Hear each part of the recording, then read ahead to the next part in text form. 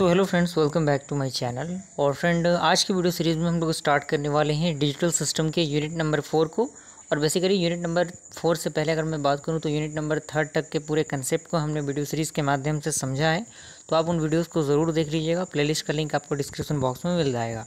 Basically अगर हम इसकी बात करें तो ये आपका काफ़ी इंपॉर्टेंट जो यूनिट है वो है, और इस पर बहुत ही कम ही कंटेंट आपके यूट्यूब पे मिलेंगे। और जितने भी रिसोर्सेज को मैंने स्टडी करने का कोशिश किया उन सारी चीज़ों में आरजीपीवी का नोट्स ही मुझे थोड़ा सा बेहतर लगा।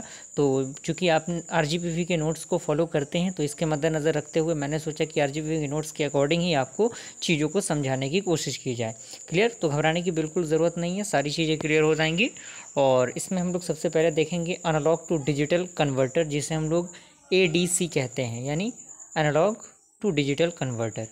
तो बेसिकली ये को होता क्या है, तो यहाँ पे आपको एक पॉइंट दिख रहा होगा।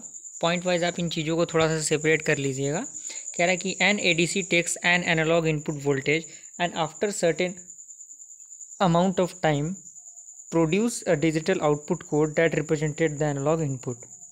यानी ये क्या करता है, एक एनालॉग इनपुट वोल्टेज को कंटेन करता है, जो कि आपको यहाँ पे दिख रहा होगा ये वोल्टेज।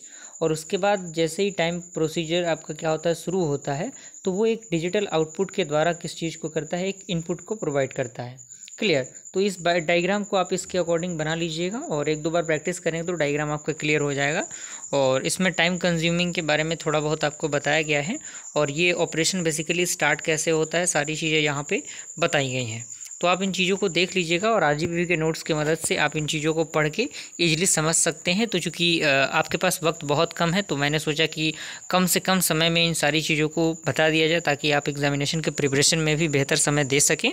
और घबराने की ज़रूरत नहीं है, सारा कंटेंट आपको मिलेगा। उसके बाद फ्रेंड, आपका डिजिटल रैंप इस एडीसी जो होता है, जिसे हम लोग काउंटर टाइप एडीसी भी कहते हैं, तो ये बेसिकली उसका फिगर है। तो दोनों फिगर को एक ग्राफ के माध्यम से आपको बताया गया है इस फिगर के अंदर, और एक ऐसे ही बताया गया है। तो ग्राफ के फिगर के द्वारा भी इन चीज़ों को आप रिप्रेजेंटेट कर सकते हैं, और जो फिगर होता है उसके प्रोसीजर के द्वारा भी। और फिगर को देख के समझ के फिगर के द्वारा ही ये जो पूरा ऑपरेशन आपको लिखा गया है तो लिखा गया है। तो वो फिगर देख के भी आप इन चीज़ों को, ऐसा नहीं कि आपको यही पूरा प्रोसीजर लिखना है, आप अपने अकॉर्डिंग फिगर को समझ के जो प्रोसीजर आपको बेहतर लगे उन प्रोसीजर को आप लिख दीजिएगा। चूँकि रिसोर्सेज बहुत कम है तो मैंने आरजीपीवी के नोट्स की मदद लेने की कोशिश की है, तो उसको थोड़ा सा आपको रिमेंबर रखना है चीज़ों को। और उसके बाद आपका है सक्सेसिव अप्रोक्सीमेशन एडीसी, जिसे हम लोग एसएसी भी कहते हैं। तो इसके लिए एक ब्लॉक डायग्राम आपको दिख रहा है, और सारा खेल इस यूनिट के अंदर डायग्राम बेस्ड ही है। तो जितने भी आपको क्वेश्चंस मिलेंगे इस यूनिट के माध्यम से, तो उसमें डायग्राम का प्रैक्टिस बहुत ज़्यादा ज़रूरी है। और कौन कौन से ऑपरेशन आपके परफॉर्म होते हैं डायग्राम के अंदर, ये काफ़ी हाईली वेटेज रखने वाला क्वेश्चंस हैं। तो इन क्वेश्चंस को थोड़ा सा अच्छे तरीके से प्रैक्टिस आप कर लीजिएगा, आपके लिए काफ़ी हेल्पफुल होगा।